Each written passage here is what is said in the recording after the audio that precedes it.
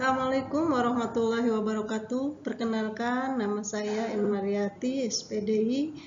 Saya mengampu mata pelajaran PIBP di Sekolah SMA 1 Cikarang Pusat. Materi yang akan sampaikan pada kesempatan ini adalah menjalin hidup penuh manfaat dengan menghindari poya-poya, ria, dan sum'ah. Baiklah, kita lanjut ke materinya. Yang pertama yaitu menghindari hidup poya-poya. Yang termasuk kepada poya-poya ada di dalamnya yang dimaksud dengan ada tabzir atau boros.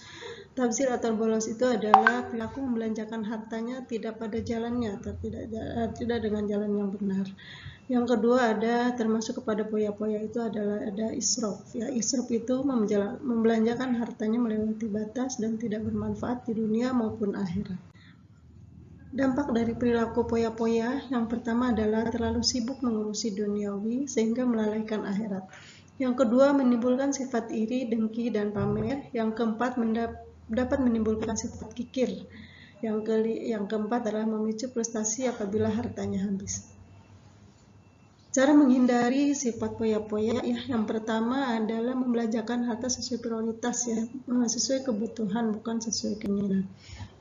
Yang kedua membiasakan bersedekah, yang ketiga bergaya hidup sederhana, yang keempat bertindak sederhana, dan yang kelima adalah bersikap rendah hati atau tawadu. Ayat Al-Quran tentang bagaimana larangan hidup berpoya-poya ada dalam Quran surat Al-Isra ayat 26 yang artinya dan berikanlah kepada keluarga-keluarga yang dekat akan haknya kepada orang miskin dan orang yang dalam perjalanan dan janganlah kamu menghambur-hamburkan hartamu secara boros. Al-Isra ayat 27 yang artinya sesungguhnya pemboros-pemboros itu adalah saudara-saudara setan dan setan itu sangat ingkar kepada Tuhannya. Menginjak kita ke materi yang kedua yaitu menghindari sifat ria dan sum'ah.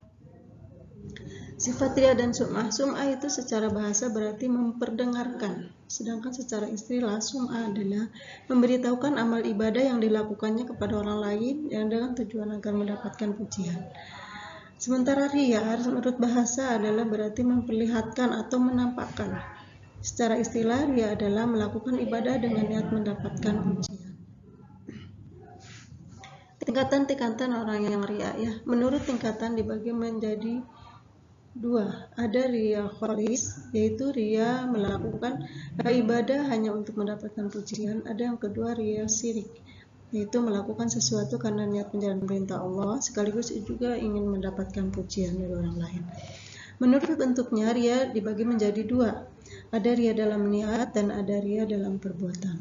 Contoh ria dalam niat ketika seseorang berkata bahwa ia niat beribadah ikhlas kepada Allah padahal di dalam hatinya tidak. Nah, contoh dari ria dalam perbuatan adalah seseorang yang memperlihatkan wajah kurus dan pucat agar dianggap sedang berpuasa. Ciri-ciri orang yang ria dan sum'ah.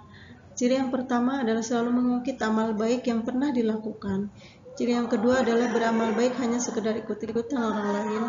Yang ketiga adalah malas atau enggan melakukan amal soleh apabila tidak dilihat oleh orang lain. Dampak dari sifat ria dan sum'ah adalah yang pertama muncul rasa tidak puas terhadap amal yang telah dikerjakan. Yang kedua muncul rasa gelisah saat melakukan amal kebaikan. Dan yang ketiga adalah merusak nilai pahala bahkan bisa hilang sama sekali. Dan sementara untuk menghindari sifat ria dan sum'ah, yang pertama kita meluruskan niat kita bahwa apa yang kita lakukan itu adalah karena Allah. Yang kedua menyadari bahwa diri kita adalah hamba Allah Subhanahu wa taala. Yang ketiga selalu memohon pertolongan hanya kepada Allah Subhanahu wa taala. Yang keempat memperbanyak bersyukur. Yang kelima memperbanyak mengingat kematian.